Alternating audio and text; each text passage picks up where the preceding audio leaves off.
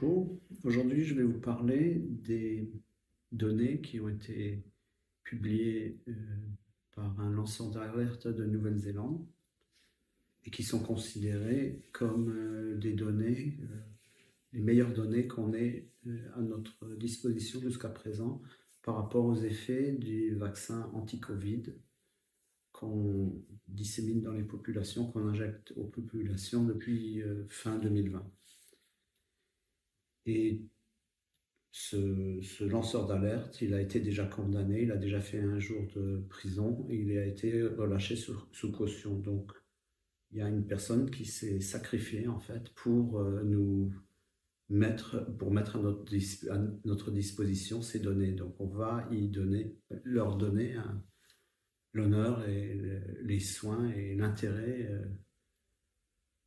qu'elle mérite. Mais avant que vous compreniez pour que vous compreniez que ces données sont particulières, je vais vous décrire les données qu'on avait jusqu'à présent.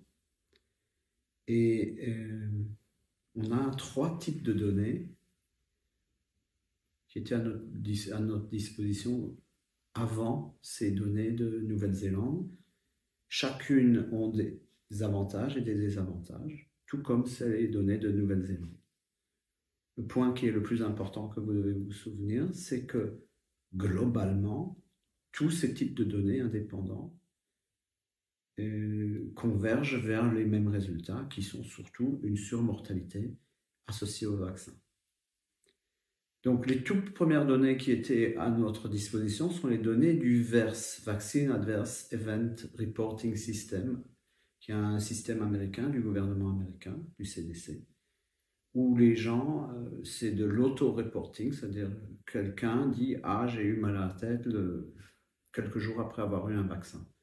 C'est un système ancien qui a doublé ou même plus en volume depuis les vaccinations Covid, anti-Covid. Donc ça veut dire que vraiment il y a eu beaucoup d'effets adverses, d'événements de ce type. Et ces données, en fait, il y a un énorme biais les gens. On sait qu'il y a une sous-déclaration, c'est-à-dire pas tout le monde va déclarer parce que c'est difficile, parce qu'ils n'y pensent pas.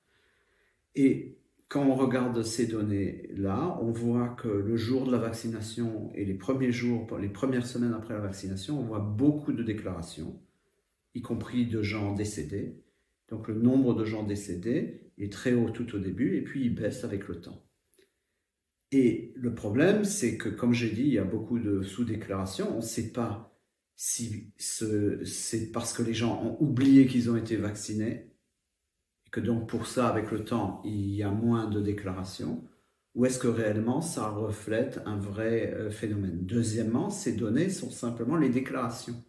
On ne sait pas combien de gens étaient vaccinés. Donc pour évaluer si la mortalité est plus que la normale, il faut savoir combien en tout, la taille de l'échantillon. Or, c'est seulement l'échantillon biaisé des gens qui ont eu des problèmes. On ne sait pas pour les autres.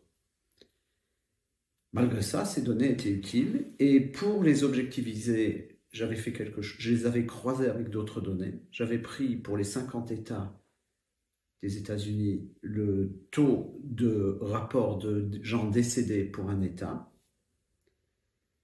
Et j'avais croisé ça avec la surmortalité en 2021 par rapport à 2020.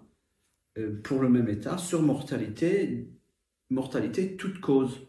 Donc, pas de biais. Et ce qu'on trouvait, c'était une proportionnalité entre le nombre de rapports dans le VAERS pour un État et la surmortalité. Plus il y avait de rapports du VAERS contre le Covid, contre les vaccins Covid, et plus on voyait une surmortalité dans ces États. Et la proportion était de 1 rapport dans le VAERS contre 21 morts. C'est-à-dire qu'en principe, si ces données, si la corrélation, si la relation qu'on voit est causale, le vaccin aurait causé les morts, la surmortalité dans les différents États des États-Unis en 2021. Et en fait, le VAERS, à cause des sous-déclarations, en fait, là, il y avait 21 fois plus de morts que ce qu'il y avait dans le VERS et qui était dû au vaccin. Donc si pour le vaccin, on avait 100 déclarations où quelqu'un était mort, dans l'État, on devait avoir en moyenne 2100 décédés du vaccin. Et là, vous voyez, vous avez deux types d'informations. L'une, c'est l'excès de mortalité, toute cause. On n'a pas d'informations sur le vaccin, mais parce qu'on la croise avec une information liée au vaccin, mais qui, elle aussi, est incomplète parce qu'il y a les biais de sous- et de non-déclaration. Mais le fait que les deux systèmes de données convergent, ça nous donne une idée que réellement on a un phénomène si la corrélation est causale. Et ça, on ne le sait pas. Une deuxième manière d'analyser les données toujours utilise la mortalité toute cause dans différents pays européens sur un site qui s'appelle Euromomo. Et là, on a chaque semaine les déclarations pour chacun des pays, pour 25 pays, de mortalité pour différentes classes d'âge. Et on peut croiser ça avec le pourcentage de gens injectés la même semaine, une semaine plus tôt, 2 semaines plus tôt, et ainsi de suite. Et de cette façon-là, ces données-là ont le bon côté que d'un côté, c'est une mortalité qui n'est pas biaisée. Elle est croisée avec le pourcentage de gens vaccinés dans une population. Le problème, c'est que ce sont des données populationnelles. On ne sait pas qui est vacciné, qui n'est pas vacciné. Parmi les morts, qui était vacciné, qui ne l'était pas. Mais on voit malgré tout une corrélation. Dans les pays plus vaccinés, on a plus de morts ou moins de morts selon le cas. Et ce qui était intéressant ici, c'est qu'on pouvait suivre cette corrélation à travers le temps. Est-ce qu'une vaccination en janvier 2021 était corrélée à la mortalité un an plus tard, par exemple, ou 2 ans plus tard, etc. Et ça avait son bon côté, avec toujours le même problème. Est-ce que c'est causal? Parce que c'est basé sur des corrélations, sans qu'on sache exactement qui est mort, vacciné ou non vacciné, etc. Malgré ça, ces données donnaient un résultat similaire à celui du VERS, c'est-à-dire que dans la toute première période après les injections, on voyait une augmentation de la mortalité proportionnelle à la vaccination. Et contrairement au VERS, à une échéance plus longue de l'ordre de 6 mois, on voyait une augmentation de nouveau de la mortalité après la vaccination. Et donc c'est là où on en est. Un troisième type de données qu'on avait, c'était des données publiées par l'Angleterre et je crois aussi à un moment par l'Écosse, où on nous disait, voilà, ça c'est la mortalité, toute cause, des gens qui ont été vaccinés contre ceux qui n'ont pas été vaccinés. Et cela pour les 1 dose, les 2 doses, etc. Et après 1 mois, après, etc. Et ces données-là étaient assez bonnes, mais c'est là où on en est. Et maintenant, on a un autre pays anglo-saxon, la Nouvelle-Zélande, où ce monsieur a publié ces données. Ces données-là, de nouveau, il faut décrire leur nature. Il s'agit de 4 millions de données sur des injections individuelles. Ces injections peuvent être la première, la deuxième, la troisième, la quatrième. Il y a aussi la 5e et la 6e, mais pour nous, on va s'arrêter à la 3e injection pour notre cause ici. Et ce qu'on a, c'est le numéro individuel de la personne, la date de l'injection, le type d'injection, l'âge de la personne et la date du décès s'il y a eu décès. Et ces données nous donnent la possibilité de voir, de compter le nombre de décès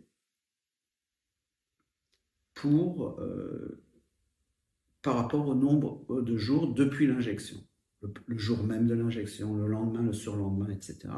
Et les données, telles qu'elles sont structurées et étant donné la date, elles nous donnent un recul de à peu près 600 ou un peu plus jours, donc presque 2 ans de recul par rapport aux dates d'injection. comme ce sont des données très larges, la population de Nouvelle-Zélande, c'est 5 millions de personnes. Pour la première dose, on a presque 1 million d'individus injectés. Pour la deuxième aussi, et la troisième, encore une fois, on a à peu près 1 million de doses d'individus. Donc c'est un échantillon représentatif. Et on a la distribution des âges de ces personnes. Et ça, c'est extrêmement important parce que on doit comparer les mortalités observées avec les mortalités qu'on dirait normales sans injection. Or, on n'a pas les mortalités pour les gens non injectés. Par contre, ce qu'on a, c'est les mortalités par actuaire, donc de type actuaire, c'est-à-dire la probabilité de survie, de décéder dans l'année pour chaque classe d'âge, pour la Nouvelle-Zélande, pour 2020. Et donc, on va utiliser ces données-là pour prédire la mortalité à laquelle on s'attend pour une population avec exactement cette stratification d'âge par rapport à la mortalité qu'on avait l'année dernière pour chacun de ces âges. Et on arrive à un certain chiffre qui va être comparable jour par jour avec les données qu'on a du lanceur d'alerte sur les gens vaccinés.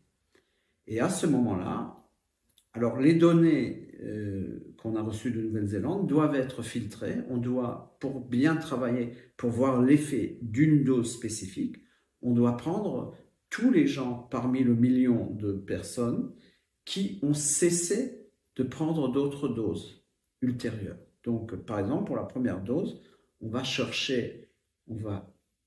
rassembler tous les individus dont le numéro n'apparaît pas dans les autres fichiers, celui de la deuxième dose, troisième dose, etc.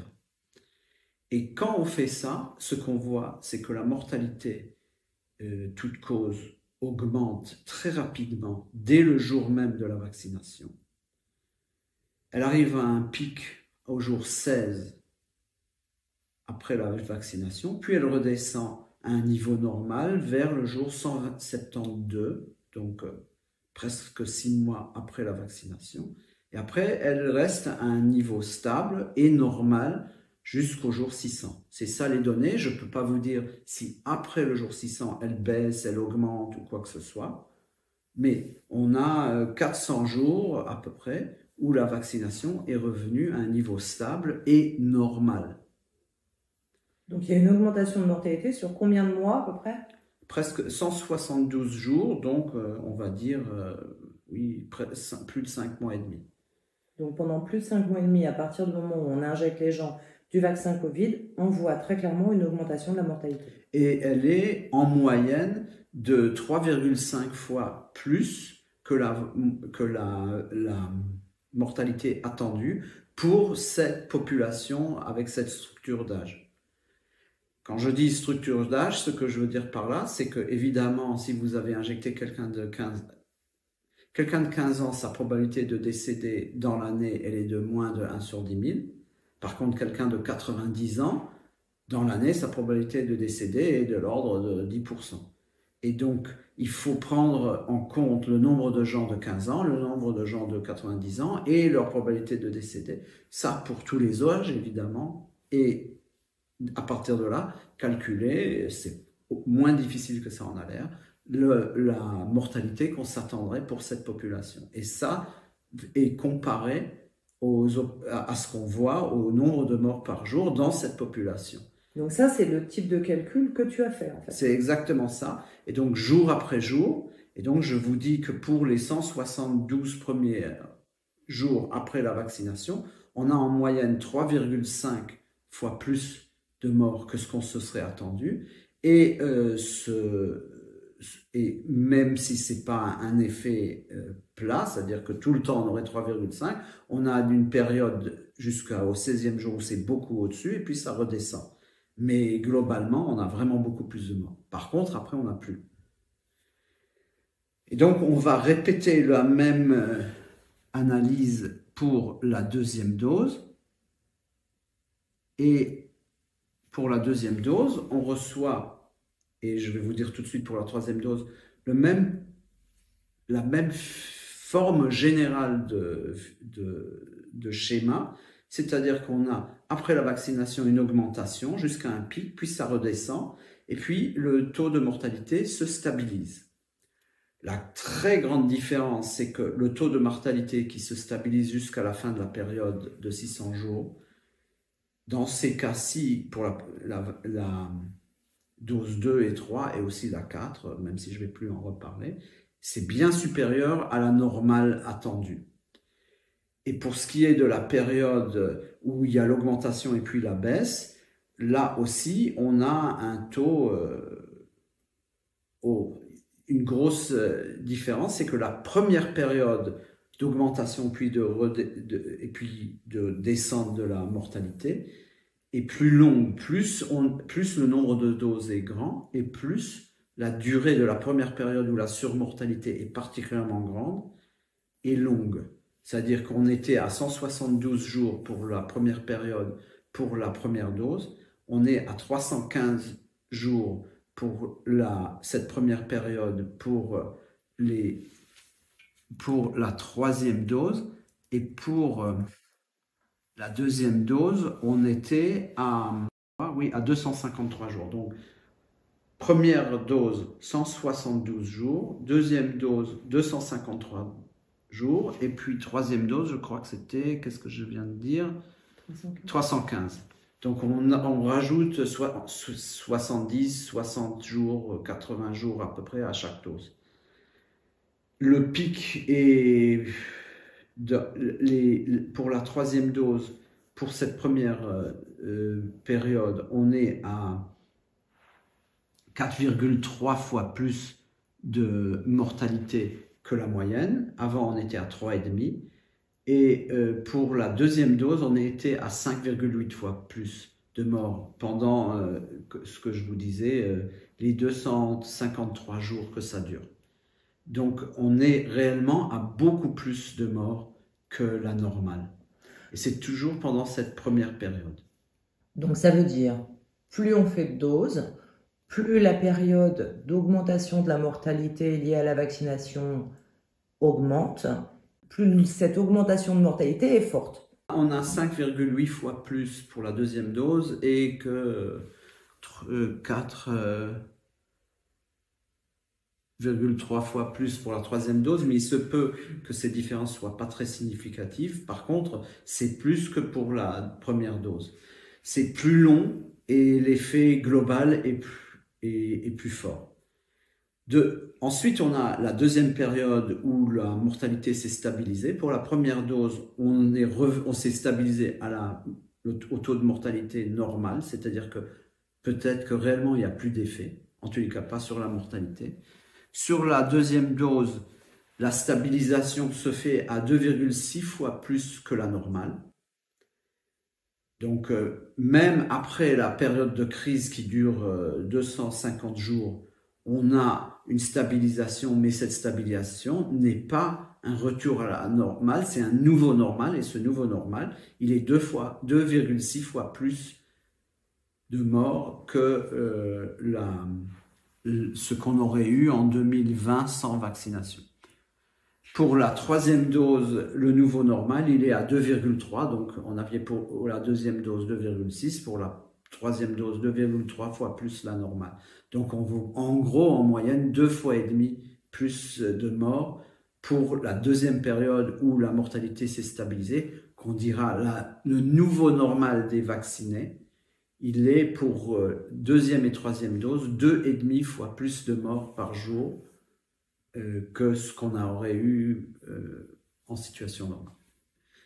Donc voilà ce que j'avais à vous dire. Ce monsieur, il a sacrifié beaucoup de sa vie pour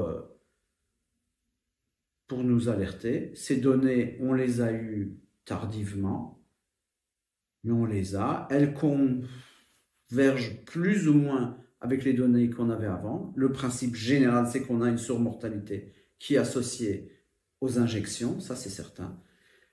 Deuxièmement, que la surmortalité est particulièrement forte juste après, dans les premières semaines après la vaccination, certainement après la première dose. et pour les doses 2 et 3, cet effet dure beaucoup plus longtemps et le maximum se passe beaucoup plus tard après la vaccination. C'est-à-dire que pour la 3e dose, par exemple, le pic de mortalité qui va jusqu'à 7 fois plus que la normale se fait après 200 jours. C'est-à-dire à un moment où vous ne pensez plus à la vaccination que vous aviez eue 200 jours plus tôt, c'est presque 7 mois avant.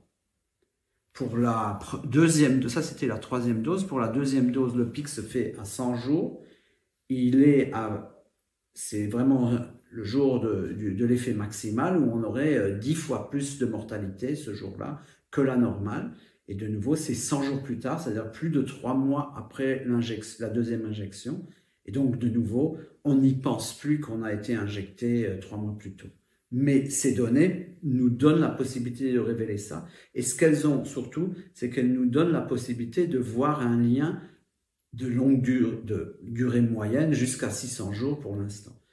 En théorie, dans l'idéal, on voudrait avoir dans un an de nouveau ces données, ce qui voudrait dire, dans la situation actuelle, ça voudrait dire que en fait, quelqu'un d'autre devrait se sacrifier pour faire sortir ces données. C'est pas sûr que ça pourra être fait, mais en principe, ce sont des données publiques qui sont rassemblées par un gouvernement, donc sur la base de fonds publics, et c'est sur le public, ça appartient au public, c'est lui qui a payé, c'est lui-même et ça le concerne. Et donc, il n'y a aucune raison que ces données ne soient pas, au fur et à mesure, publiées par les pays. Ça s'appelle le principe de transparence, surtout sur un sujet pareil. Et on a forcé le public, on a essayé de le forcer de se vacciner. Eh bien, il faut aussi l'avertir de ce que ça a fait. C'était de toute façon son argent. Donc, si je comprends bien, ces données de Nouvelle-Zélande sont particulières parce que tu avais vraiment les âges et le statut vaccinal des personnes, et si elles sont décédées. De l'analyse de ces données, tu vois bien qu'il y a une surmortalité, et ça corrobore toutes les analyses que tu avais faites avant, sans avoir le statut vaccinal, mais en te basant sur les mortalités toutes causes. Et aussi, ça va plus ou moins dans le sens des résultats qu'on avait avec le VERS, où on avait le statut vaccinal. Donc, de façon globale, toutes les données, les données qu'on avait précédemment étaient moins bonnes dans le sens scientifique, mais elles nous ont donné malgré tout des informations très valables et surtout immédiates, très rapidement. Alors que ces données-ci, on ne pouvait pas les avoir sans parler du problème qu'on ne nous les publiait pas, on ne pouvait pas les avoir sans avoir un recul à longue durée. Mais l'important, c'est qu'on a observé un phénomène avec différents angles, avec différents biais méthodologiques, mais malgré ça, malgré ces imperfections de chacune des bases de données, des formes d'analyse qu'on a eues, on a à peu près le même résultat. Le résultat général, je le répète, c'est une surmortalité. Et dans ces données-ci, on a surtout une précision, on peut dire la durée des périodes, etc. Donc ça nous indique des choses au niveau physiologique, l'effet physiologique du vaccin. Même si on ne sait pas ce qui se passe, on a 2 périodes bien distinctes, une période avec une secondaire avec une mortalité stable, une autre où la mortalité augmente rapidement, puis elle redescend rapidement. Ces 2 périodes, pour toutes les 3 doses, on ne sait pas ce qu'elles reflètent. Est-ce que ça veut dire, par exemple, le vaccin qu'on a injecté aux gens, il avait des nanolipides? Est-ce que la période d'augmentation et de baisse rapide, c'est lié à la détoxification du corps par rapport à ces nanolipides, par exemple, et après ça se stabilise à un taux qui est associé à production de protéines spike. C'est simplement une idée. Ça pourrait être autre chose. Ça pourrait être quand on vaccine, il y a une production très grande de protéines spike qui crée plus une surmortalité. Puis cette surproduction baisse, atteint un niveau stable qui aura toujours un effet, mais stable. C'est une autre option, mais il y a d'autres possibilités. On ne sait en fait pas ce qu'il y a dans ces vaccins. Est-ce que, pour finir, est-ce que tu as une notion du nombre de morts par rapport à une mortalité Covid? C'est-à-dire combien de morts supplémentaires, on va dire en moyenne par jour, ou combien il y a eu de morts sur un an en Nouvelle-Zélande par rapport à combien on pourrait estimer le nombre de morts Covid dans une estimation normale. Ce sont les données que je vous ai décrites. C'est-à-dire que j'ai utilisé la mortalité par âge de 2020, où le virus était particulièrement dangereux. Et c'est ça la normalité. Donc, quand je vous ai décrit les mortalités associées aux différentes doses et que je vous disais que c'était en moyenne 3 fois, 4 fois, 5 fois plus que la normale, cette normale, c'était la normale de 2020. C'est ce que je vous ai dit depuis le début. Donc, en fait, ça inclut le Covid. Donc là, il y a plus de morts que même quand il y avait le Covid, en fait. Que même quand il y avait le Covid, mais on sait très bien que les mortalités globales d'une population en 2020 n'étaient pas très différentes de celles des années précédentes, donc le Covid n'a pas créé de surmortalité particulière, sauf chez certains âges, mais c'est inclus dans tout le calcul. En fait, on pourrait s'attendre à ce que les surmortalités qu'on a vues avec les doses seraient encore plus grandes si on prenait des données pré-Covid. Parfait. Merci.